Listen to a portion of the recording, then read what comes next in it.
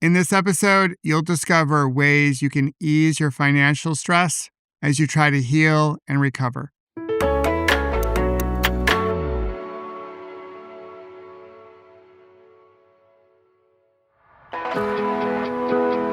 Hey there, it's Michael.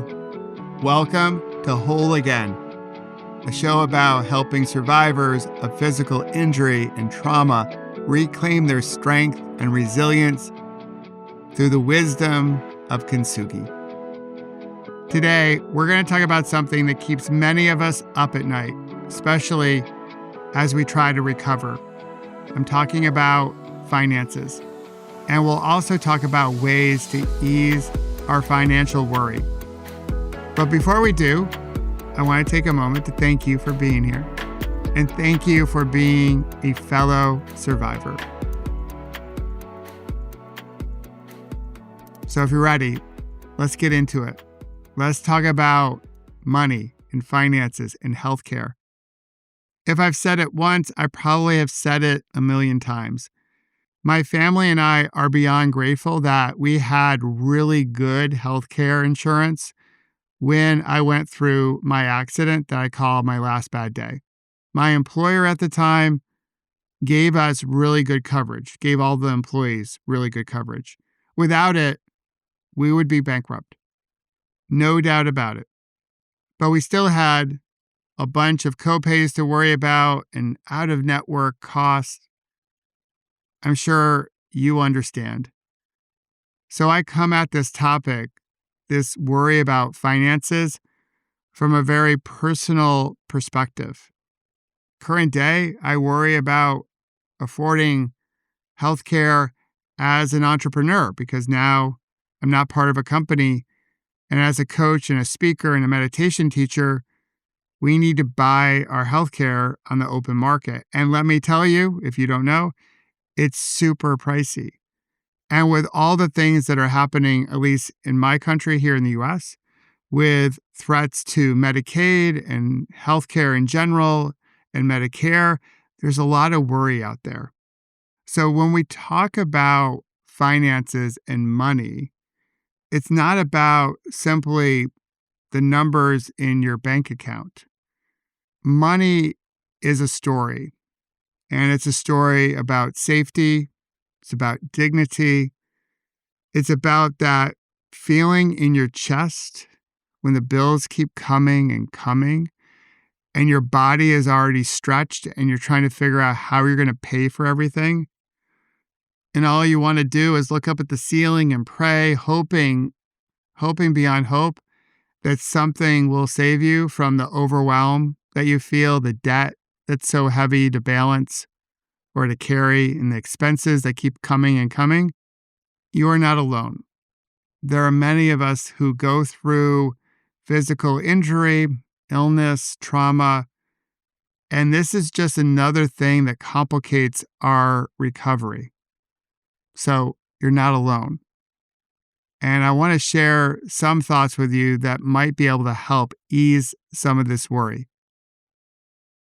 So let's start here. Financial stress isn't about being bad with numbers or bad with money. It's about the anxiety that creeps in to your thoughts. It's the tension you feel in your shoulders. It's the strain that is placed on your relationships, the lack of sleep you get when you're worried about money. It's the inability to focus in on your healing.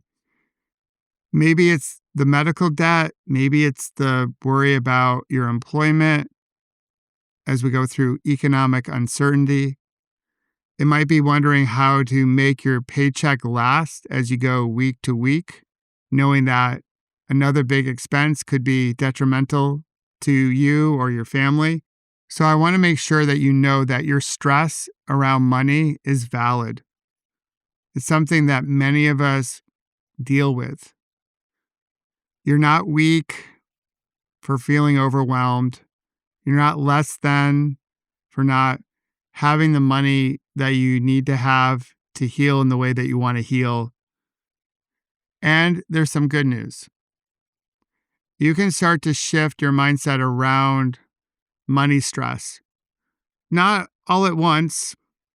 rarely do we change that way, but through small, steady steps.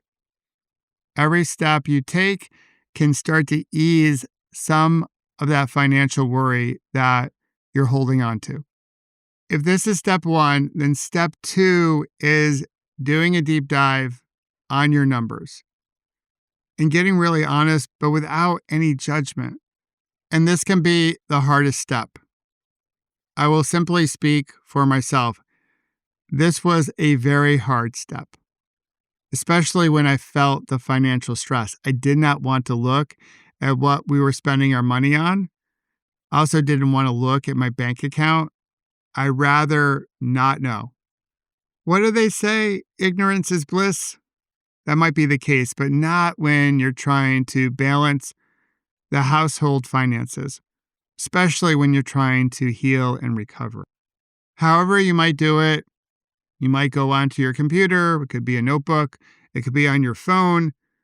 Write down every expense, everything that leaves your bank account, big or small, daily or weekly, streaming subscriptions to big purchases. Write it all down. Again, this is the most difficult step because we have emotion around money, and this is bringing full awareness to the situation at hand. When we want to change anything, from personal growth to personal finances, awareness is always the first step, and it's always the hardest one. Now that you have all the numbers out front and center, here's the next step. We're going to take one or two small steps towards greater financial health. We can do so by taking one or two steps. They don't have to be huge steps. It can be small steps. Small steps lead to momentum.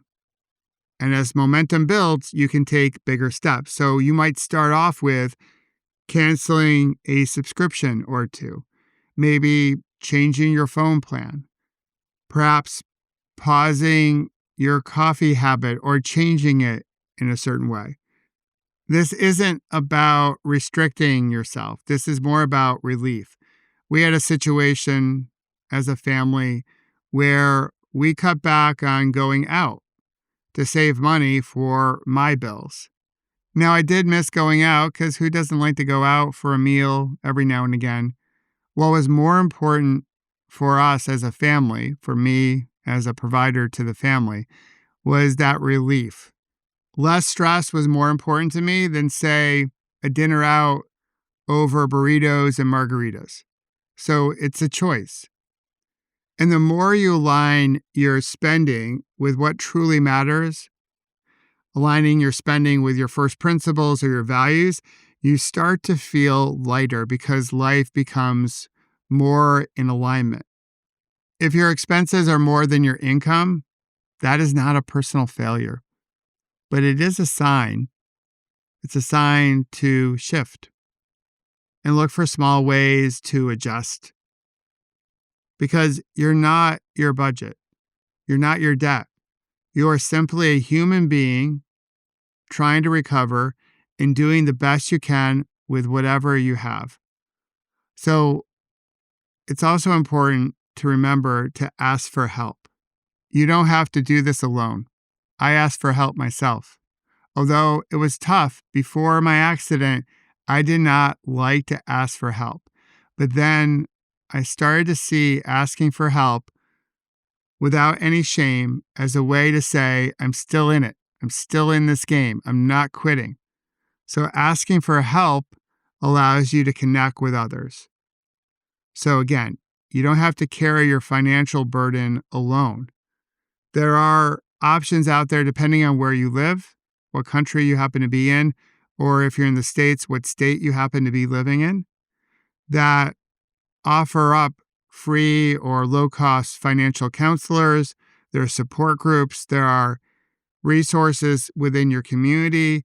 Of course, you've seen many people do crowdfunding or crowdsourcing campaigns to cover medical expenses. You are not a burden if you ask for support, if you ask for help. In fact, asking for help may be the most courageous thing or courageous step you'll take. For me, it was definitely one of them. Learning how to ask for help in dealing with the financial stress was a big monumental step. And once I took it, there was a big sense of relief that help was on its way. It allowed me to really pay attention to how I was going about my recovery and my healing and my rehab and all of it. So, from someone who has gone through something like you're going through, someone who's been there, sometimes just saying, I'm not okay, is what opens the door to real change. And if you happen to be carrying financial guilt, you are not alone. This was one of the things I was dealing with. I felt guilty for not being smarter with our money or not being a better provider to the family, or guilt for getting into the accident to begin with or getting sick. There was a whole bunch of overwhelm I just shoved into my backpack, and I didn't really want to talk about it openly. And here's the thing, we all make choices out of survival.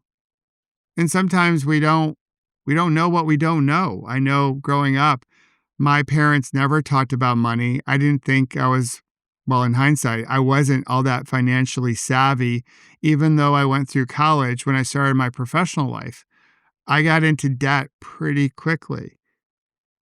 I just didn't have the tools or support or expertise I needed to be really financially sound at that age.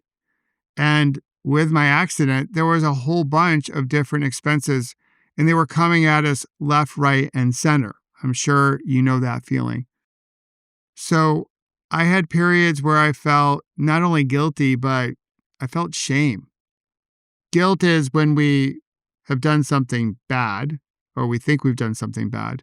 Shame is all about thinking that we're a bad person. So I had guilt, also thought I was a bad person. I was a bad dad, a bad husband. I didn't think I was all that smart. Again, I felt horrible that we were in this situation to begin with. So you can reframe things. Part of my grace model that I keep on saying I'm going to do episodes on, and I will probably this summer. But grace stands for gratitude. R is reframe or reflect. A is awareness. The C is community, or who's in your Peloton. And the E is all about energy. So this particular topic does lend itself to reframe or reflect. So instead of shame or guilt, we can reframe the situation or reframe our perspective. You can ask yourself, what have you learned about yourself in this season? You can ask yourself, what steps can you take, or what could you do differently? And you can also, and this is a question I just love asking. I ask this of myself all the time. I was actually just talking to my wife about this question. But if you had a friend in a similar situation that you're in, what would you say to your dear friend? How would you talk to them? How could you offer them support? And this is one you can say, all of these questions are ones that you can say to yourself in helping you reframe the situation in hopes that it can help you take a step forward. They say that the most stressful situation anyone can be in is giving a talk, presenting in front of people. And there's no doubt, being up in front of people can be highly stressful to a great number of folks. But I think one of the biggest stressors in life is stress about money, about finances, especially when we're trying to recover, because it taps into so much of our identity as being smart, as being a good provider. It also taps into the basic core need that we have for safety, for shelter, for food, all of it. So having financial stress as you go through your recovery and trying to navigate healthcare and how they play with us, it's so frustrating. It's so tiring. And it does take away from our energy that we could devote to our healing.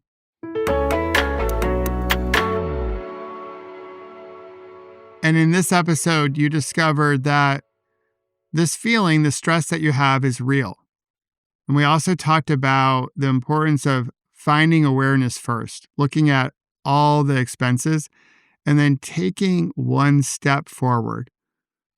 So what's one step you can take today? Could be canceling a subscription. It could be starting a budget. It could be trying to figure out if there's a financial counselor who is free in your area. It might be simply asking for help without any judgment, without any shame. Take that one first step.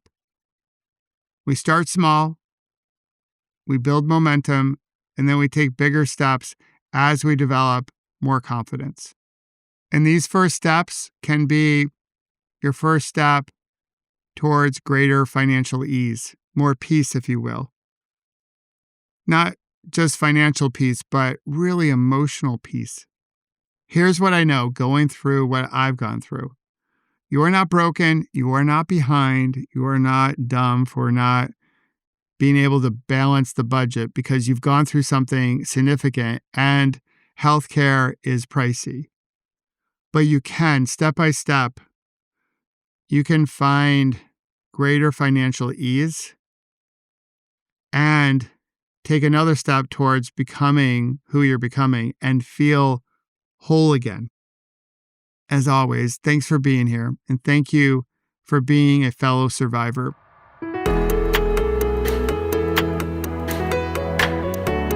And if you wish to learn more about creating beautiful ripples and how to prevent a bad moment from turning into a bad day, please visit my website, michaelobrienshift.com, and sign up for my newsletter called The Ripple Effect.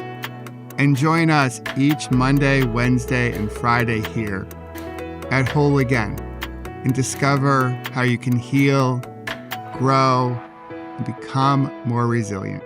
And celebrate our scars as golden symbols of strength and resilience. Until then, remember, you can always come back to your breath. You've got this, and we've got you.